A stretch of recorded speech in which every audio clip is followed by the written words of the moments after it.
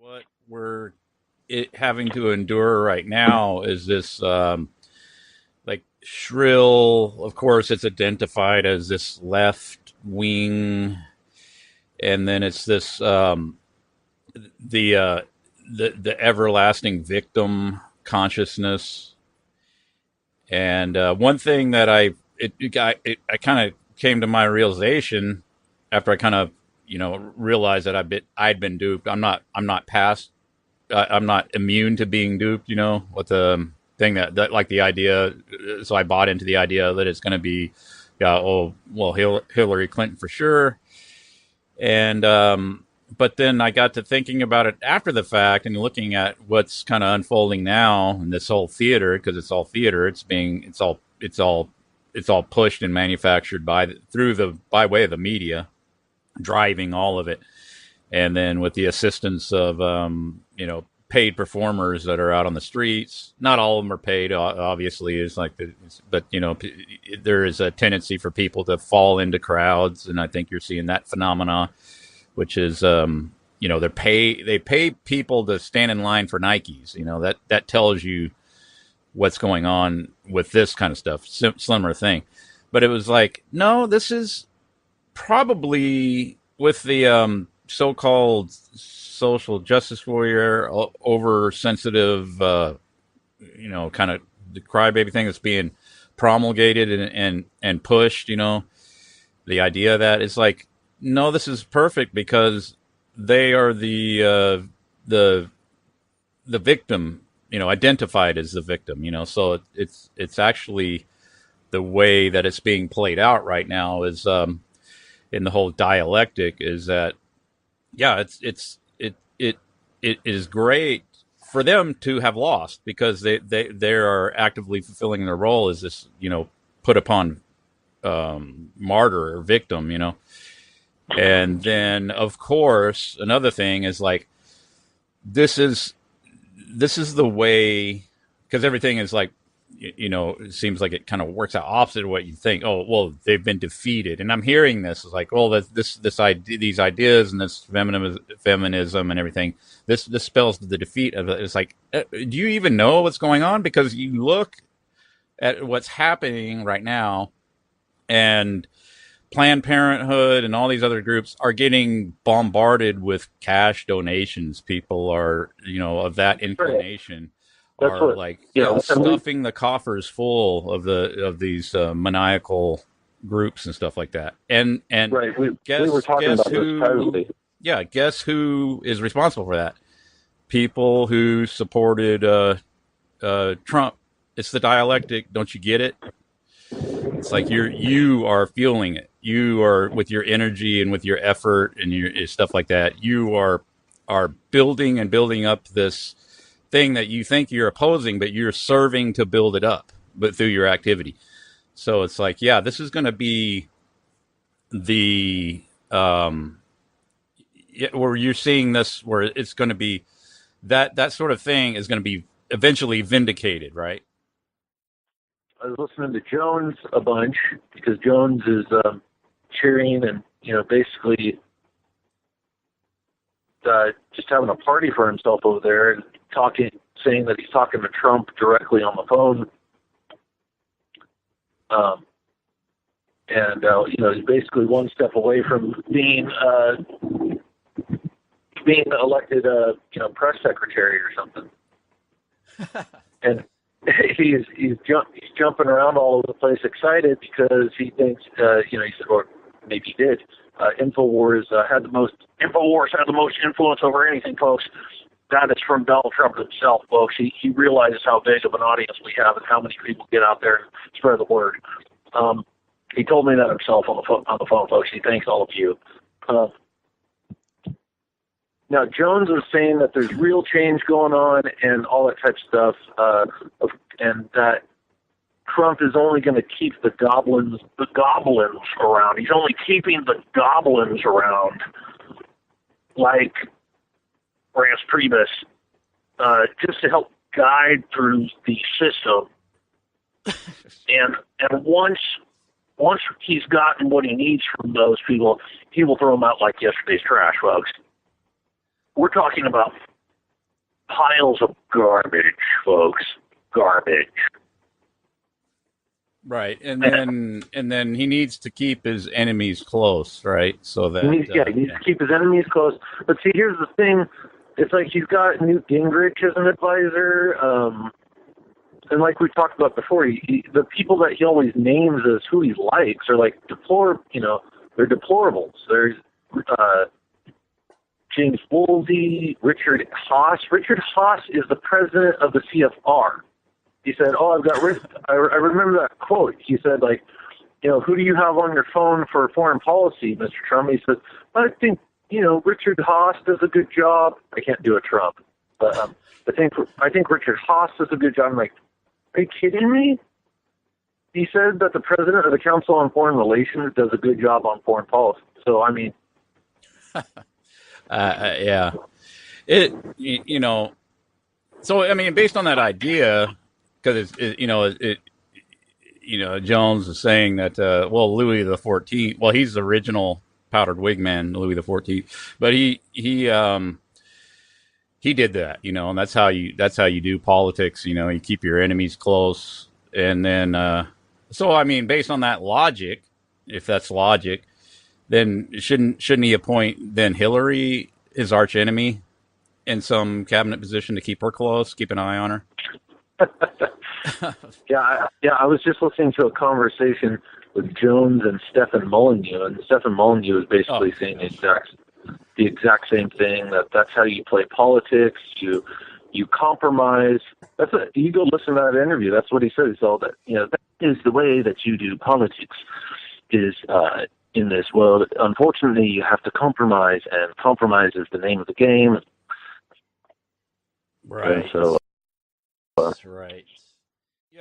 Yeah. So that's what Stefan Molyneux is talking about. I can't even say his name, but whatever. But we need to, like he's already, see, they're shaping and framing it for people to, to brace you for the acceptance of it. And then I heard Alex Jones, Info Babe, saying something to the effect that people don't want this like right wing, extreme right wing culture. They don't want it. It's like we don't. We don't need that. So that was out of her mouth. But then they're already kind of prepping for this compromise, which is the dialectic, the thesis, the antithesis, and then the synthesis, which will be what you're talking about here, John. Is this normalizing these things, bringing it over into the synthesis with the what it means to be quote unquote Republican or conservative will now include greater acceptance of these left wing traditionally what would be the left.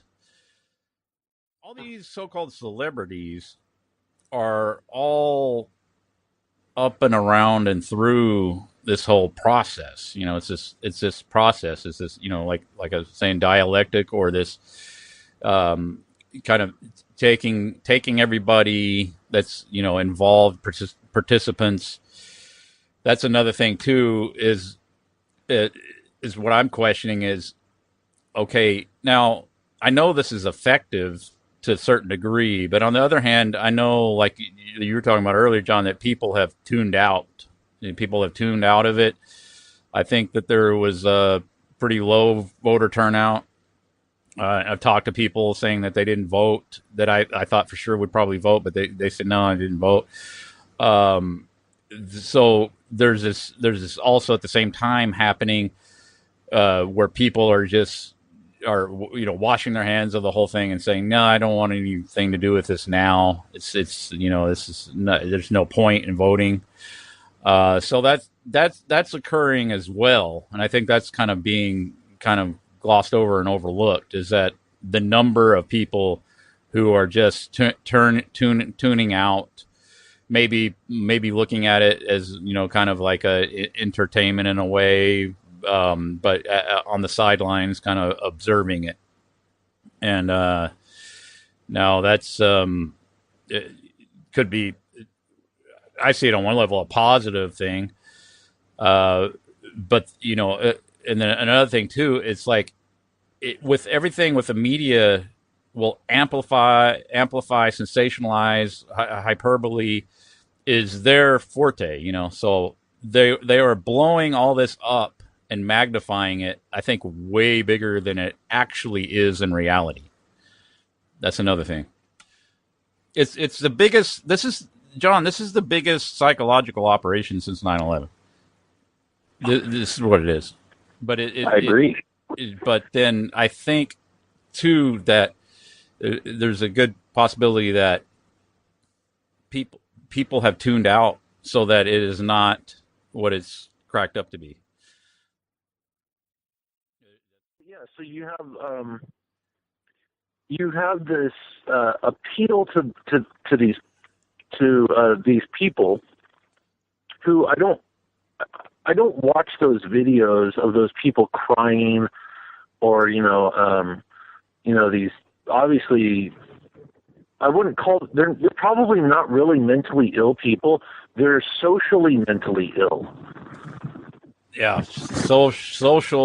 It's social dysfunction amplified. And yeah, it's like social insanity. Like it's insanity that's been like overlaid on top of culture and society, and then people adopt that insanity, but they're not really insane themselves. yeah, well, it's kind of like what everybody typically does. They kind of go along to get along, and then, like you said, to feel a part of something. And here's another thing too that I want to point out is it needs to be amplified. The thing with this whole thing with the safe spaces, and then we're sad that our mascot didn't get elected, so we're gonna have to go into a safe room and play with Play-Doh and eat goldfish crackers and cry and like a toddler or something like that. So that is like the outlandish kind of extreme that the so-called left needs to go to, so we can get this synthesis, right?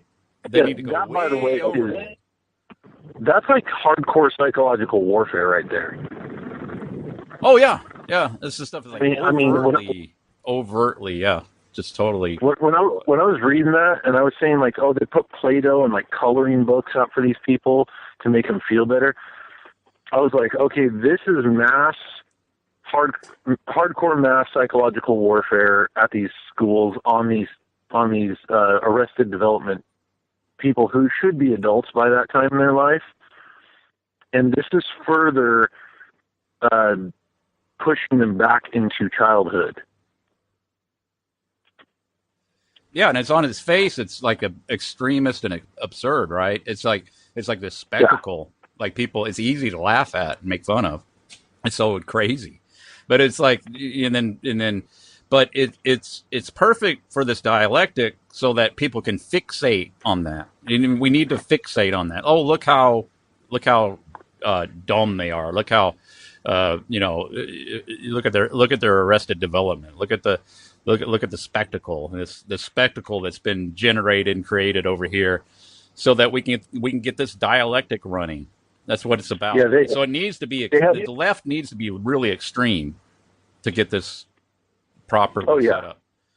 And then I heard this commercial on InfoWars, and it was saying, we need to help these. We need to hold on a second, Chris. All right. Or it was saying, let's help the left wingers out. And so I'm thinking like they're saying like, okay, well, yeah, we need to like put all of this aside or whatever, like that's the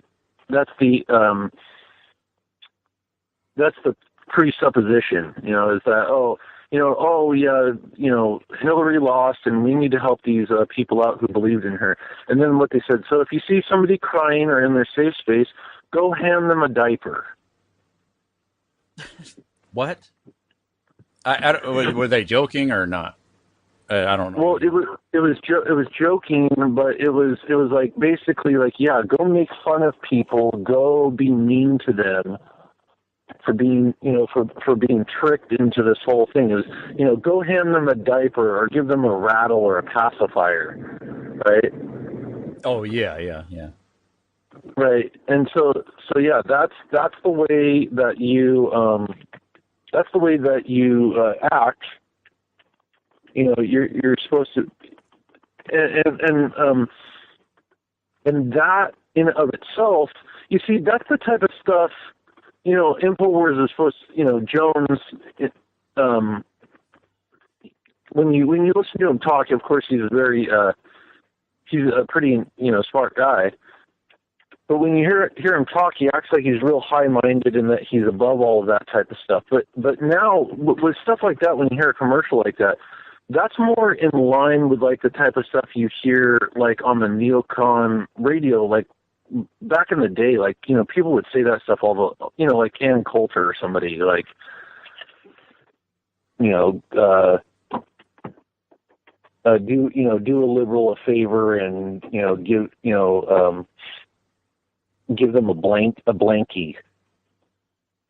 Right. So that here's what you're doing when you participate. It's easy to fall into. I fall into it myself. I mean, I'm not, like I said, I'm not immune to any of this. So I try to reassess myself, you know, as much as it's possible. You gotta like step Absolutely. out of it and look at it. But by the way, real fast, Chris, if I don't respond, just keep talking because I have to go do something real quick. All right. I'm listening now. If you need to go do something, go ahead, because I was going to go into the definition of politician, right? Oh, awesome. Okay, so if you look up the definition of polarity, what is that? To set things, it's two opposite, poles or polarity. Like you got a magnet, you got the one polarity that deflects, you got the one that attracts, you got polarity. That's a word, that connotes opposing forces. You have polarity. I was trying to think of the other word. To politicize, to politics. Polling is a process where you engage in the political polarization of opposites. That's what a politician does. A politician is you got electricians, you got beauticians, you got politicians. Well, what are the politicians? You look up the definition, and they study political science, and they act as what and then people say, well, I really dislike politics and politicians. Well, what exactly is a politician? Well, that is their function in our, I call it the human ranch or the human farm, is to serve as a polarizing force in our society. That's what their function is. And you can be a politician too. I can be a politician too by feeding into this process, like giving, like John is describing, giving the SJW, the social justice warrior, a blankie or a diaper. See, you're engaging in politics. You're polarizing. You're strengthening that polarity, the opposite forces, by engaging in it. And that's what all of this is designed to do. Well, it's divide and conquer, clearly, but when you're engaging in that, you are yourself a politician. You're serving to break apart or to create this this opposing force. That's part of that's the process of the dialectic too, is to have these polarizing forces and to amplify the field or what have you. And then through a continuing process, then it will be brought back into a more a lesser polarized state. But then it'll be like we're talking about, where there's this process, like Stefan Molyneux is saying, we have to do this. So that they're going to tell you this has to be done. This compromise has to be engaged in, to where we bring these opposite poles into more of a unified field, so to speak. I'm just trying to come up with an analogy, but but see, we're going through the dialectic. The dialectic process is what you're participating in when you participate in politics. That's what politics is. That's what it's designed to do, and it's right there in the definition of the words. I mean, people think, "Oh, that's too much of a stretch. That doesn't really mean that, or that, or whatever." But no, I mean, I think it's really fitting, in regardless of you breaking down the etymology of the words and parsing all that, or what have you, which I don't typically like to do. But I think it's fitting in this case, where on its face, that's what it's doing. So, it's that saying that I heard growing up and stuff. Oh, never discuss religion and politics. Well, why don't you discuss politics? It's polarizing. It makes people at odds with each other. That's why you don't discuss it. Well, religion does the same thing. It creates religion is a lot more in line with politics than people realize too. It's kind of fused at the hip. But yeah, it's to break people apart, polarize them, and that's what it's designed to do. That is what it is exactly designed to do. It's not. It's herd management too. You want to segregate certain members of the herd. You want some of them going to this pen. These sheep have this type of wool.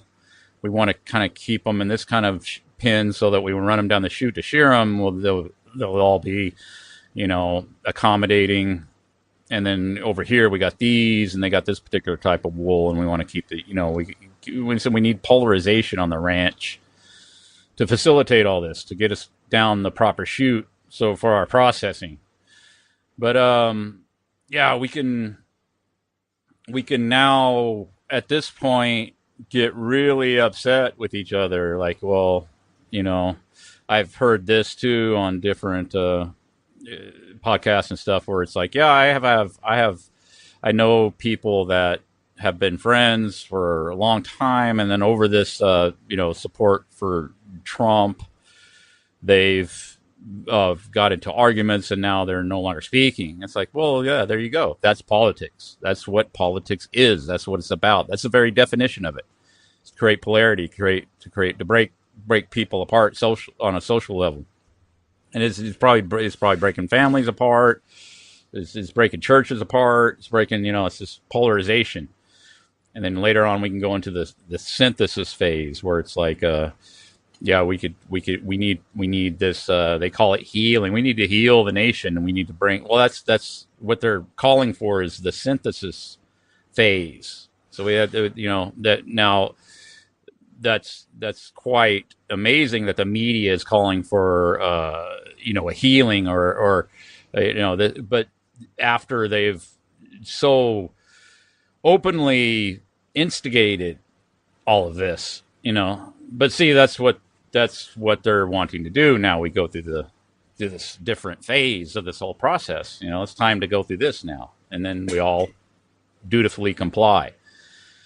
Because our emotions are worked up and prodded and built up into a fevered pitch, and it's all emotionalism. A lot of it has to do with that. And, not that there's not any real concerns. Yeah, it's like people want the other taxes lowered. People are out of work and all of this stuff. But that is symptomatic of this thing called civilization. It's not, the politics is to keep you in that state, to keep you in there in that dependent state, so that we can't all have some kind of something that's outside of this. So we got to that keeps us all in the system. When we can take a position, and then we can put false hope in these so-called leaders, which are not leaders. They're just, like I said, mascots. And I think that is not a bad analogy. I think that the mascot is quite fitting. I put that article on hoaxbusterscall.com, and I did a little graphic with Trump as a mascot with the USA logo next to him. And I've covered before how this entity, this creation called the United States of America, in actuality, you look at things like the Treaty of 1783 and all of that, where King George had a business venture that he needed to receive his dividends off of, and they all worked that out. Well, well, he supplied the ships to the Columbus to be the explorer, to chart out new lands and all of that, which I said they already knew this was over here, but that was to kick all this off, the colonization of the Americas by the Europe, and that was all in large part was a commercial venture for King George. And then so they set up the Corporation of the United States of America, which King George still presides over, believe it or not, because like as it's coming out now, and Harvard professors are even bringing this out. It's like, yeah, the revolution wasn't fought against the king. It's like, what do you mean, professor? That's outrageous. I've obviously fought against the king. No, it's like it's that I'm looking at the writings of the so-called founding fathers, and their main beef was with Parliament. And Parliament wasn't, positioned back then as opposition to king. See, there again, the dialectic. And they had already gone through previous revolutions in Europe for that very same thing. So they were taken through the dialectical process. Out of that dialectical process, we get the Crown Corporation of the United States of America. Your president is a corporate mascot. It's like it's more has to do with like branding, and like you'll see the Chiquita Banana Gal or the Kool-Aid guy that's like a picture of Kool-Aid with a face on it, or the Michelin tire guy. It's like, what's that for? Well, it's to put a friendly face on the brand, to build positive associations with the brand. Now that's what the so-called president is there to do. Through the consumer-based society, we've been, and the sports-based and all that stuff, we've been given the idea of polar opposites being, that there's this opposition to something else, and it's been weaved into our mind that this is the only way to do it, right? Like the idea of the dialectic is weaved into everything culturally. So, Super Bowl, you got the two teams. Which do I want? Do I want the Coke? Do I want the Pepsi? All the movies, it's the hero versus the ultimate evil, and so you have polar opposites. Once again, the word polar. So polar opposites against each other. There's no room for in between. There's no room for a middleman. There's no room for something else, right? It's the extreme of one side versus the extreme of the other side, and that's how we get roped into all this. That's how compromise. The only compromise that is taking place is the compromising of people's morals, values, and opinions when they go to the voting booth and they vote for somebody that they don't agree with, right? Or that they don't know personally. They don't know them personally. They might not even agree with, but they're just gonna, hold their nose and vote, as they used to say. And this process in and of itself is part of the breaking down of values and ideas that you kind of hold true to yourself. Like we've talked about, like, okay, you ask any liberal left-leaning person out there, most of them, if they are pro-war or anti-war, most of them would say that they're anti-war, but they would vote for Hillary Clinton in a heartbeat. Right. To keep Trump from getting in. Yeah, but so you will compromise a value or a particular idea that you hold in the process of this ritual we call voting. And the only thing that's been achieved which leads me to believe, once again, which we've discussed before, that our opinions, our values, and our ideas are very important to the system, and it's very important that we compromise them on a daily basis, basically. Yeah, we need to now, compromise those things. That's what it's about. Because once you've compromised one thing, it becomes a lot easier to compromise something else, which you may compromise something else, and, you know, next thing you know, we end up in the whack job society that we engage with on a daily basis, where 6-year-old girls are listening to Nicki Minaj and you know, watching Saw at the same time.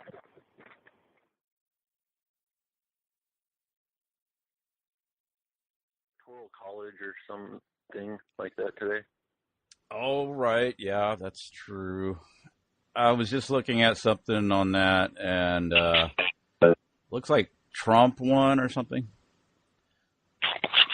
He won. He did win. People tend to think that it is an embarrassment that Donald Trump is our president. They think, oh, this is so embarrassing. I can't believe this guy is going to be president. He was on wrestling. He was on television. Oh, my gosh, he's an embarrassment. I think the opposite. I actually think that it is more embarrassing to have the illusion of academia and intelligence and you know, brilliant minds become president. Obama's brilliant. Bill Clinton's brilliant. These are brilliant people. These are geniuses. The people who are running the show, they're all geniuses. No, this is great. Constitutional scholar. Yeah. Obama. Yeah, these guys are brilliant guys who are really running the gig. No, let's get it down to brass tacks, bare bones, whatever you want to call it. Let's get the guy who's on WWE in there. I'm all for it. I'm good for it. Dispense with all the the pretense, right? Just go right to the let's get the chair and let's start cracking some heads with some folding chairs. I mean, let's just be the thing of it is that people, no matter how informed they are or how ill-informed they are, whatever. I was listening to No Agenda, and they were talking about that on their last episode, where they were talking about these studies that they were doing about people being informed and ill-informed, and you know, this has been bantied around for years that there should be like voting laws, like, oh, we shouldn't let like uninformed people vote, right? Because we just get these bad people, the result is Donald Trump, because you get these bad people voting, right? Well, of course, you and I know voting is a total, complete sham. It's a fraud. But the elitist idea is out there with academics and people who think they're into politics. They really know what's up. Yeah, man. Noam Chomsky type liberals. And I'm sure there's plenty of elitist Republicans out there who don't want, liberals to vote and that type of stuff. Okay. And I think for the most part, like, people just don't want like poor people voting at all, because they're completely and totally uninformed about anything. They don't deserve to be able to vote, right? Right. So it's the same thing with people. All that shouldn't be voting, right? Yeah. Trailer trash and Mexicans and poor black people. Yeah, all those people, they should not vote. That's true, because they don't know nothing about nothing. And the highfalutin academics, they know it all, and they're so well informed. Actually, what that study found out is that and the guys who were doing the study, like, they were themselves ill-informed, but they believed that the smarter you were, the more informed you were. But actually, someone like myself or you listening to the study would say, "Oh yeah, that actually proves that you're really ill-informed." Mm-hmm. The smarter you get, actually, the more ill-informed you are, because what it proved, the study, was that you basically, the more entrenched in academia you got, the more cult-like behavior you had. Yeah. Well, then you're the same category that believe that bat people were on the moon just because science said back in 1835. Yeah, it's reminiscent of that whole thing that I've talked about before. Like, it affected mainly the so-called quote-unquote educated and the informed were the most prone to believe bat people and bipedal beavers on the moon and all of that. You listen to somebody like Michael Shermer come on and talk about, quote-unquote science, and like what his, to summarize his argument is that, if you believe we didn't go to the moon, you're simply an idiot. And then, like, most people don't want to be categorized as idiots, so they will like not want to believe that the moon hoax was fake. But they're gonna, and it's appealing to social proof, social validation, consensus reality.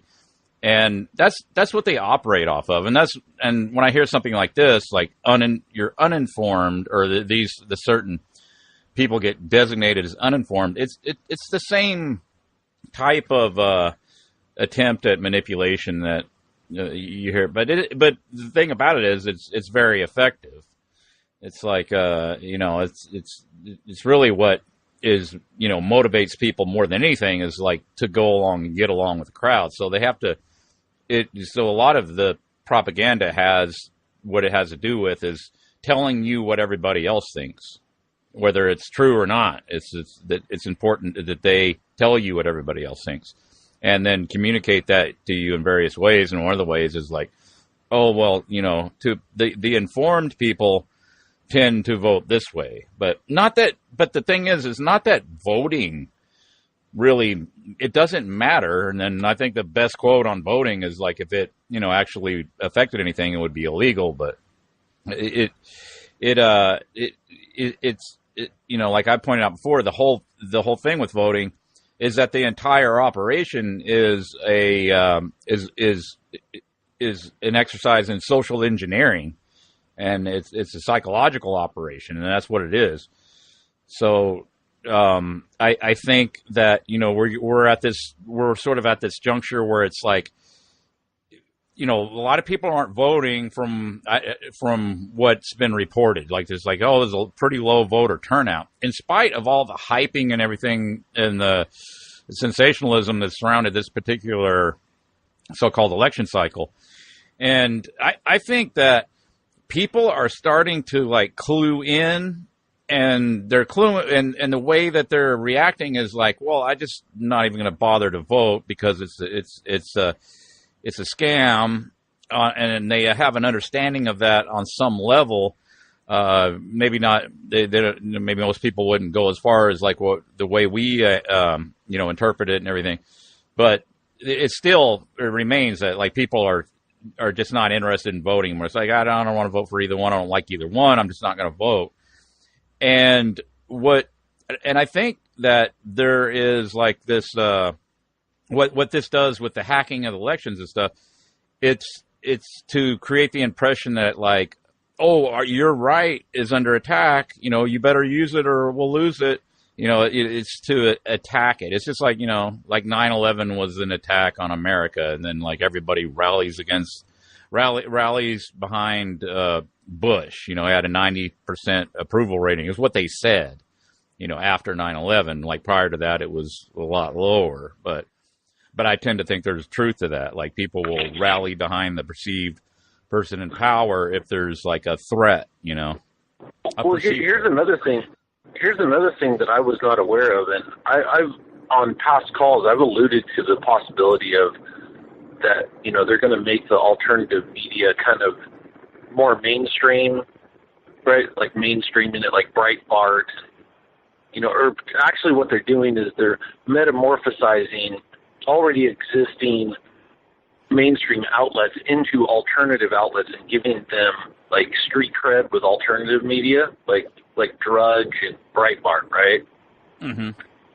So Alex Jones makes those things like credible with alternative media people, where, you know, pretty much for the most part, as far back as I can remember, I'm sure you can validate this, Chris. Drudge is mainstream media. Drudge, yeah. Right. Yeah. Drudge is mainstream media. Breitbart is mainstream media. I don't consider those to be alternative media, but now they've been rebranded as such. And how, like, and I was, you know, it just kind of hit me, as it struck me, of just how utterly absurd the official accounting of how they rose to prominence and all that. You know, it's like, okay, they came out of the ghetto. It's like the ultimate, and you were telling me that was where that term comes from. Rags to riches is from that, you know, because the Rothschilds were in textiles, and they came out of that, and got into banking, and then took over the planet, and then literally bought Britain. Well, maybe not literally bought Britain, but bought this, you know, completely took over the economy of Britain, and, you know, did it within a span of like a decade and a half. I mean, give me a break. That is, you know, I'm just. You know, it just kind of just recently hit me, but it's like, that is the most absurd story I think that they're just about can, you know, exist. But it is,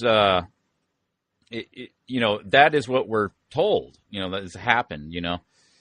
And, you know, somebody might say, well, why is that so ridiculous? You know, these guys were really, really, really, really good at finance. It's like, oh, okay. So what you're going to have to try to get me to accept, which I don't accept, is that okay, there was already wealthy people, obviously, at that time, pre Rothschilds.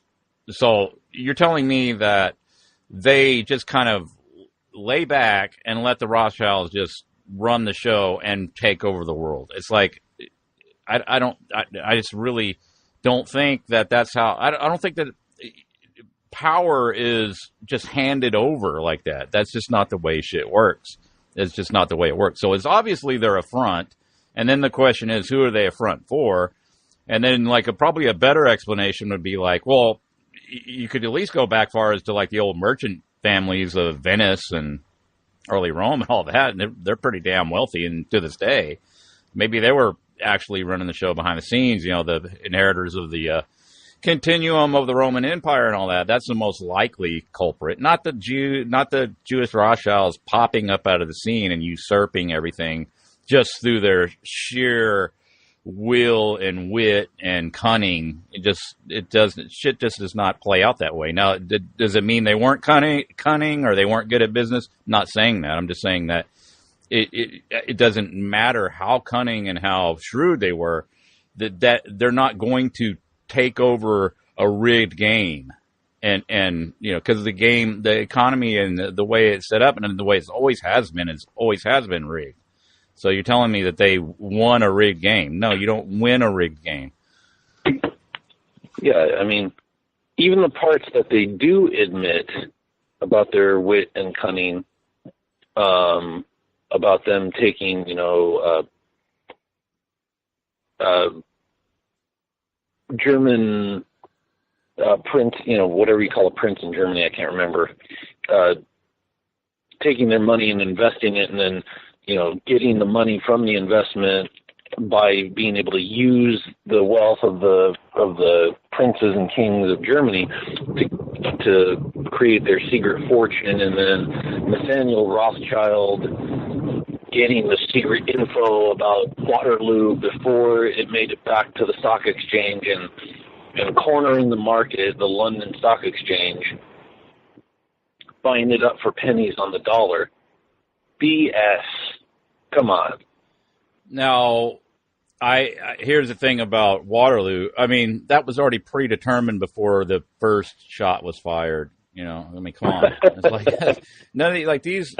Yeah, these wars don't decide anything. They have a specific purpose, but it's not to decide who's going to do what or who's going to take over what land. That's not what they're for.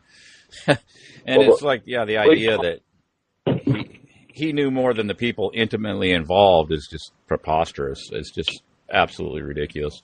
I don't know why people accept it either, because it's just not. It's not fleshed out. It's not given any specifics. It's really, I mean, granted, I haven't like gone and tried to access all those quote unquote historical documents and all that, and pick all this stuff apart and try to figure out what's what and what's true and what's not, because it's a pointless endeavor, because it's a, you know, I think a true quote you hear a lot is like, well, history is written by the victors. Well, yeah, I mean, obviously it is. So, I mean, it's going to be, and then how do we classify the victors? Well, people right now, they're currently in charge, and they're going to use all of that, just like they use everything else, to their advantage to manipulate minds and keep everybody in the same, you know, dependent state, which they're going to have to, you know, depend on written history to try to get bearings on where they're at. But it's like, well, that's obviously manipulated. Well, I mean, Eric Blair talked about that in 1984. You know, it's like that's. Well,